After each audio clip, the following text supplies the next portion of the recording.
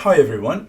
In this video I am going to talk about K6 and how we can leverage these tools to run some performance test, smoke test, load test and stress test, or any other kind of test that you want to check on your system, specifically your API or website, to make sure it works fine.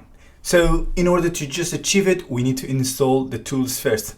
But before we go there and dive into the coding, we just need to ask, why do we need performance tests? Basically, when you write your API, you're going to write some unit tests, integration tests, or probably end-to-end tests to just make sure your API works fine. However, how often do you run the tests, and what's happening in those tests are not really close to real life scenarios, because assuming you're going to run your unit tests or even end-to-end tests, in the best case, you have some tests, you run them, and then good to go. If they're green, it gives you confidence. But the other aspect of this scenario would be, how about if there are millions of users are going to use your API, or even not millions, maybe 10,000, whatever numbers you have according to your traffic. It's very important to make sure your system works fine under pressure, under like big loads of traffic or any other sort of things. So in this video, you're going to learn how to test your system and how to test your API and service, basically based on those scenarios. Okay, in order to achieve it, we are going to build an API first, and then we're going to run some tests.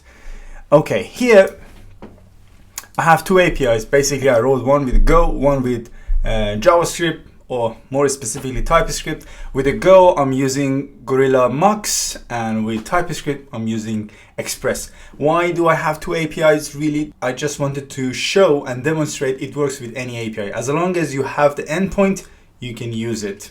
So I just built a Go API, and it's very simple. So basically, it has two endpoints. We have ping, which is a get method, and we have /user, which is post method. What they do behind the scene, it could be anything, but to just make sure we are in the same page, the ping handler basically just print out pong, so ping pong, and then the user is going to print user created.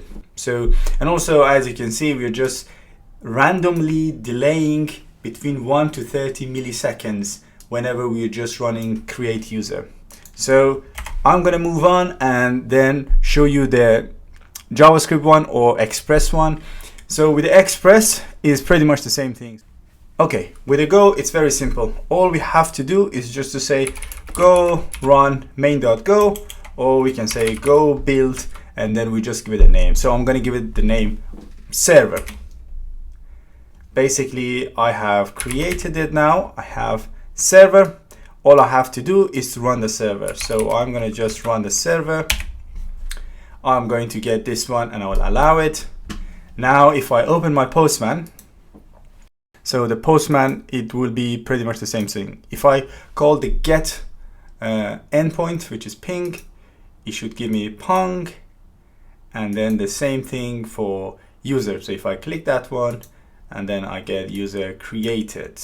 So now that I have this one, I can just minimize this one and now diving to the next bit. So the next bit will be run the test for K6. What you have to do is to install K6 in your machine. If you go to documentation and then follow the installation, you can see you have different types of options. You can install it in Linux, in CentOS, and Mac OS, Windows. Everything would be pretty much the same thing. Once you have it installed, then you can use the tools. Let's just go and install it in Mac OS. I already have it, but I just tried one more time. The installation is finished. To be honest, it's very simple. It should work. It's just that easy. And if you find out there is any issue, just a bit of Google would just sort out the problems, or there should be some troubleshoot also here. So if you go to troubleshoot, you're gonna see more stuff here. Okay, assuming you have the tools, now it's time to run some tests. I've already written the test because I didn't want to just spend a lot of time writing the test, but I can show you exactly line by line what we do and how we do it. So I'm going to start with a simple test. Basically, what you need is the first line to import the HTTP, because you're going to call a HTTP you export a default function. In your default function, you are going to just send a HTTP request to your API. So I'm using port 8000 on localhost, the API I had, and then I'm calling /user. That's all I have to do. And then I might need some options. In this case, I'm not going to just call any options just for running it, and then we will see what we can do. Okay, to begin with, all I have to do, because I'm using TypeScript here, I need to build my project, then I need to run my test. So I have the build command, which is really just building TypeScript. So npm run build. Now my files are in a dist directory, and all I have to do is to just say k6, then I have run command, and then I just need to run the file, which is dist and then simple test. Okay, now we have the output in our console. So it's just quite easy to understand. We have the k6 logo there, and then we had 100% of scenarios were run, even though there was only one scenario because we didn't have any option. I will add options and we can see everything in a few seconds. And then there was maximum one virtual user, means assuming there was one user, and then how long it took to run the test. So because we're checking by the check function, which is provided by k6, we're checking if the response is 201. This is the message you are seeing exactly here. So I'm just going to, okay, and maybe I just, okay, it's easy to read now. Okay, yes, so the message is here because that's what we're checking, and then we can see that. Very important part, obviously if you're interested in all of them, you should go to the documentation and read about each of them, but I will just pick the very important one which you need to really care about. So the check is this one, so it makes sure 100% of all and everything we did was successful. Then the next thing is HTTP request duration. So this is about like 19.29 milliseconds in this case, and it just shows how long the HTTP call end-to-end took. Then you have the iteration duration, which is kind of the same thing, but every iteration is every time a user is going to call this function.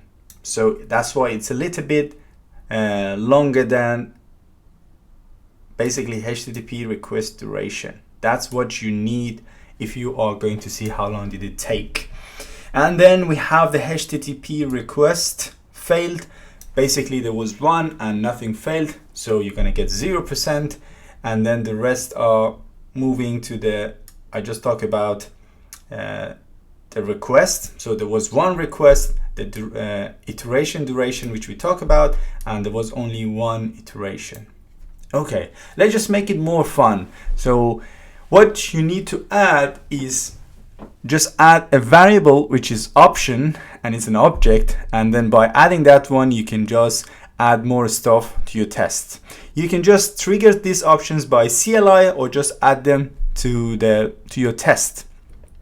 So that's what we're gonna do. So we're gonna add options, and basically I just need to rename it to option because it only accepts options, nothing else.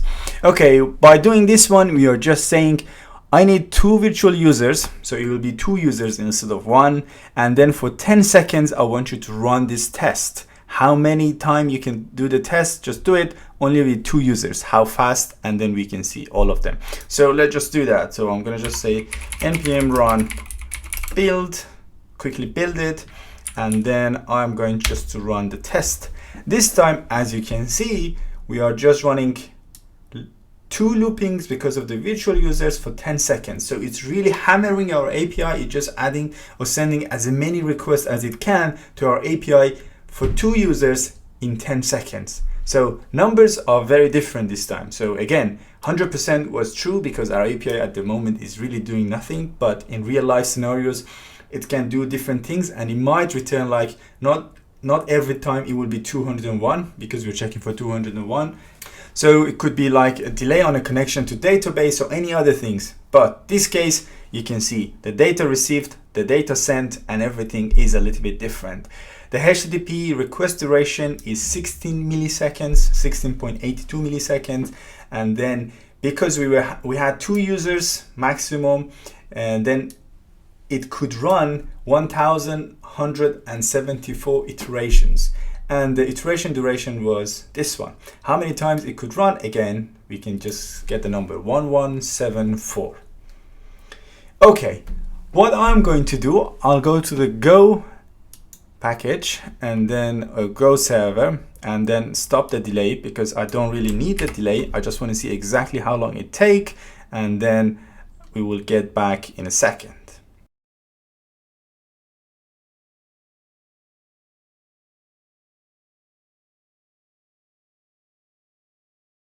So coming back to the sample test is exactly the same thing, but we are not really waiting at all because there is no delay. So this time we get a very different number. So if you remember, I'm going to scroll up a little bit. There was 1174 iteration. Now that I've removed the delay, there was a random delay between 1 to 30 milliseconds. Now I get way more numbers here. So I get 141,164 iterations with 2 users in 10 seconds. We received 19 megabytes and then we sent 15 megabytes as well. 100% was correct. And this is the very important one. Now we are getting a different number. So the average of my HTTP request duration was 98.67 microseconds. And very important one are just the max, P90, P95. This is the moment that you can just think about your SLA, SLO, and SLIs. Basically, you have the numbers, you can see how long it takes, then you can just put some threshold, which we're gonna get to it in a few seconds. But this is very fun now. So we have 2 users, 10 seconds. We can just change these numbers to just get to the real life scenarios based on your API. I'm gonna just remove this one because we don't need it at the moment. And then just expand the different option I have. So we can have different types of options. This time I am going to do different things. Basically, I'm going to run my test in 3 stages. So for 5 seconds, I will have up to 20 virtual users. Then for 10 seconds, I'm going to just ramp it up to 100 virtual users or VUS. And then I'll just come down for 8 seconds. I'll just go to 0. And then I need to check for my thresholds. I need to make sure there is the HTTP request fail ratio should be less than 1%. So you can just change this number with your with the expectation from your API and the SLIs you have. And then the next thing is the duration of the HTTP request. So I'm saying my P90 should be less than 400 milliseconds. P95 should be less than 800. P99 should be this number. You can just change these numbers or you can remove the rest if you don't need them. Okay, let's run it this time and see what do we get in this case.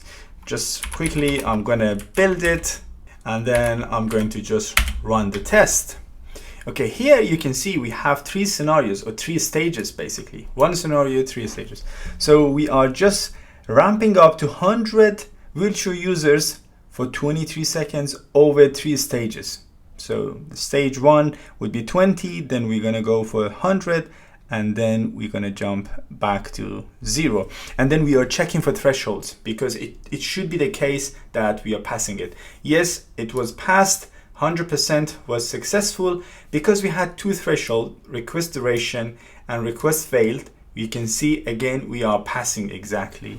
So with the duration, we are just checking if P90 should be less than 400, which definitely it is, and then P95 should be 800, which definitely it is. So let me just change this number and see what do we get. So P95,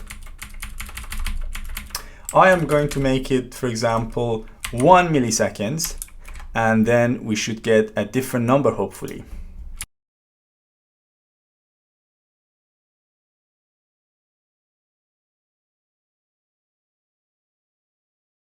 There we go. So the target was for 1 millisecond was very risky here. Now we said it should be under 1 milliseconds, but we couldn't just pass it. So that's how you can really get your test result, and you can see some threshold were failed.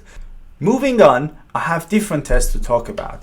That's not the only thing you can do with K6. With K6, you can just perform other type of tests, which are here. Like you can do a smoke test, load test, stress test, and soak test. Let's just do all of them one by one and see how they're done. I'll just go to the smoke tests. Basically, I still do the same thing, nothing very fancy. I still check for the same thing, and then I am going to check if the response was 201. Okay, with the smoke test, basically you want to just do the minimal load as a sanity check. You just want to see if your API is working, if you just call it a few times or not, just 1 time, 2 times, or 10 times. Do you want to see everything is fine? Yes, then moving on. It's very simple. That's what we talk about, really. There is nothing fancy here. If I remove this one and just call it options, and then if I go to the terminal, all I have to do is just to build my project. And then this time, instead of sample test, I just need to do test.js. Okay, there was a problem with this script. Scenario default has error. The duration must be at least 1 second. Sorry, the duration should be at least a millisecond. Should be at least 1 second. And here, if I just don't put it, it will just think about it as milliseconds. So I can just change it to either minute or second. So I can say either even 1 minute, 2 seconds, or 3 seconds like this. But I want to just stick to 13 seconds for the sake of argument. And now I am going to one more time build my project or my TypeScript code and then run the test. Everything this time is fine. It's very simple scenario. We are just looking for one virtual user, and then for duration of 13 seconds, we're really hammering our API. We want to make sure it works, and the smoke test passed. Basically, we have a threshold. So when do we need the smoke test? Is just to verify that your test script doesn't have any error. So you just saw that we had an error, we just fixed it. And also we want to verify that your system doesn't throw any error when under a minimal load. So we had really not much of loads, as you can see. It was just one user for 10 seconds was trying to hammer the API, and it was fine. Okay, moving on, the next thing would be load test or performance test. What we are trying to achieve here is to check the performance of the service or the API or anything we have, and we are testing it. So basically, it's very similar to what we have done in just previous in a few minutes ago. It's basically we are just testing our API under some pressure of a peak load. So for 20 seconds, we are saying 100 virtual users or users are just hammering our API, and then for 2 minutes, we're gonna just ramp it up to 1,000, and then for duration of 20 seconds, we're gonna just bring it down to 5. And then we are checking for some threshold.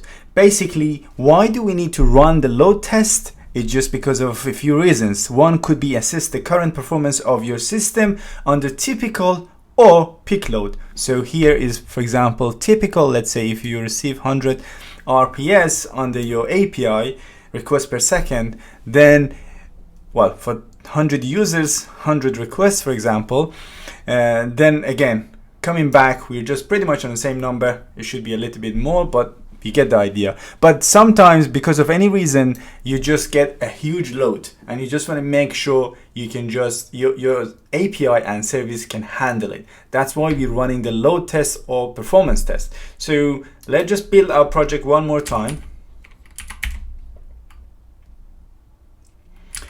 And run the test.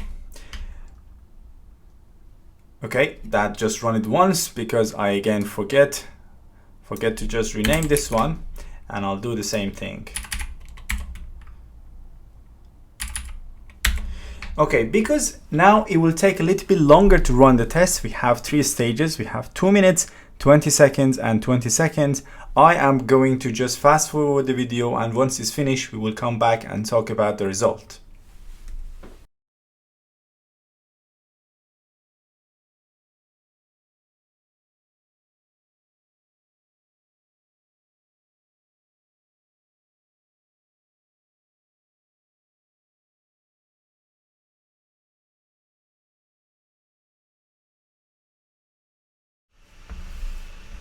Okay, as you can see, we are very close to the very end, but then we are just ramping up. We were ramping up to 1,000, and then we are coming back. So I'm gonna just wait until we get back to the 5 because that's what we wanted, and we are coming back. You're nearly down. Okay, very good. So again, we had thresholds. We passed the threshold. Just the average was 12.5 55 milliseconds, and then we are moving on. Everything was okay. Yes, the virtual users were just 1000 because we added 1000. The minimum was so the when it was finished it was 13, but the minimum was 5. Okay, so we got some numbers, and we can see how many times it ran the whole test. It was just 543. Okay, I can just need to check it. Yes, it's 5,439,242.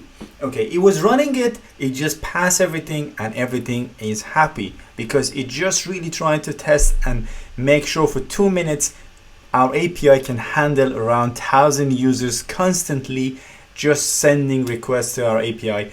Moving on, I'm going to just rename this one to load test. The next thing would be stress test. Basically, what we need the stress test. A stress test is to make sure our system is stable under extreme conditions. So for 2 minutes, for example, we have 100, it's below the normal, and then we will keep it the same thing for another 5 minutes. Then we're gonna go to the normal scenario in our API. So you should know the traffic of your API, and then you go to the normal one, and then again, for just stay there for a few minutes, then you really and suddenly go up. As you can see, we are just making sure under extreme conditions, everything works fine. And then we just really going back down. So I'm going to rename this one to options, and then I can run it. But because as you can see, it will take quite a long time, I'm not really going to run it, but the output would be pretty much the same thing. Why do we need to run a stress test is really interesting. For example, we want to make sure how well my system will work and behave under extreme conditions, or what is the maximum capacity of my system in terms of users or throughputs. So they are very important. Or just breaking, I want to just make sure where is the breaking point of my system and what is the failure mode if I just really want to hammer it and just want to put a lot of traffic on it. And then the last one, or one of the other reasons, would be I just want to make sure if the system will recover without any manual intervention. So basically means if something goes wrong, does it recover or not? So what is the recovery point of the system? That's why you might need to run a stress test. And there should be other reasons as well, but just we're going to stick to these ones. And then if you want to run tests with a soak test, it's just more about reliability over a long period.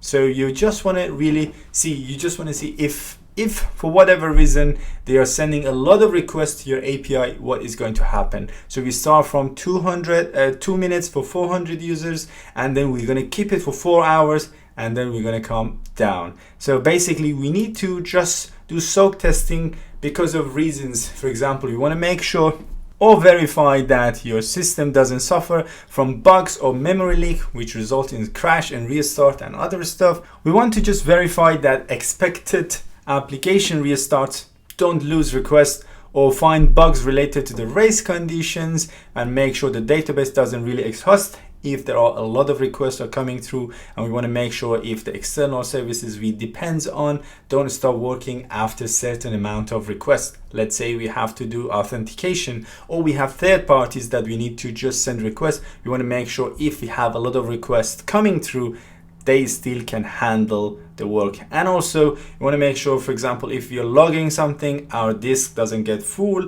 and many other reasons why do we need to do soak tests. So the idea is not really to explain all of these tests, but the whole idea is that you can run all of these tests if you have to. There are more things that we can do here with our test. I am going to show you very quickly here.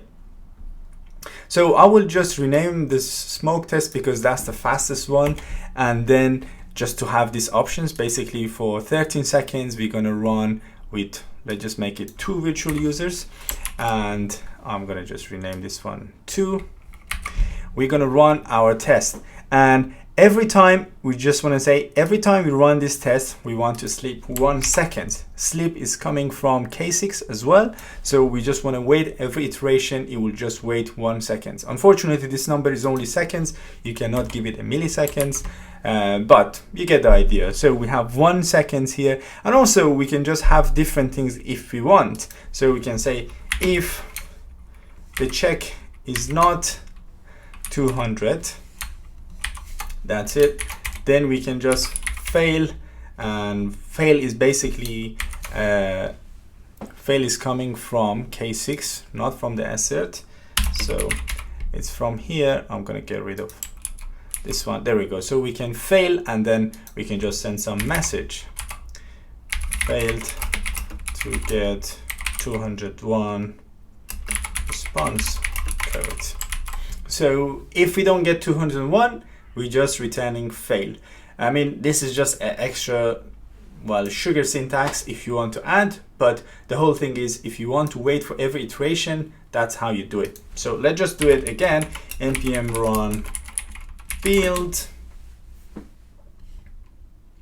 Let's just run the test to get any of those numbers if you have to. Now we are waiting 1 second every time we're running the test, because every iteration will be 1 second. So let's just see what do we get. Because we are doing it for 2 virtual users for 13 seconds, then we should definitely get 26 iterations, because we are waiting 1 second every time. If you play with a number, the math would be always correct. If you made it till this point, you have learned how to run K6 in your machine to just run and perform some tests on your API or website. Basically, you have learned how to just run a very basic test, or how to just do a smoke test, load test, stress test, and soak test. You just really play with those scenarios in order to get what you want. When I talk about scenarios, I mainly talk about the stages. You run the stages on your test to get some result, and there will be no different in terms of your API. We just tested with the Go API. It will work definitely the same with the JavaScript API. At the end of the day, as I said, we really want to call an endpoint. It doesn't matter what is the end behind the scene for that endpoint, and we're checking for status code. You can check more stuff, but this is long story short. And the tools is actually going to give you, and the API is going to give you even more if you're really testing other stuff. I'll just scroll up so you have some resources, you have documentation, you can run the test and all of these things in a cloud. The cloud is not free, so you have to pay if you have to. And then also you can do some automation if you have to, so you can run the test automated in your CI/CD tool pipeline or any other places that you want to do it. And it has like many different options. We just go through a few options. Any of these options on the left side, you can see there are even more options. If you want to just go and read about all of them, you can see there are many more options that you can use. We didn't really use all of them, we just used some of them. And in a nutshell, now you know how to use K6 for performing tests on your API or your website. Actually, you can run the test on your website as well, which would be pretty much the same thing. If you just follow the documentation, you're going to find out how to run the test on the website as well. So this is it, load testing on the website. It's pretty much the same thing. Instead of an API, you just give the URL to your website and make sure, for example, the HTML has some sort of string in. When you just look at the body, you have some sort of a string, or it loads and you get like 200 as a status code or any other thing. So basically it would be pretty much the same thing, and you can test the whole scenario with K6. K6 is very handy. As I said, you can just use it with any operating system, and the way then you can use it, it would be very simple. I use TypeScript for just writing this test. You don't have to, you can use JavaScript and it will be very simple. And if you go through examples in K6, they're using JavaScript. Now we are at the end of the video, but if you liked it, please don't forget to share it or just like and subscribe to the channel. I'm going to put more videos very soon. Thank you so much, and I'll see you next time.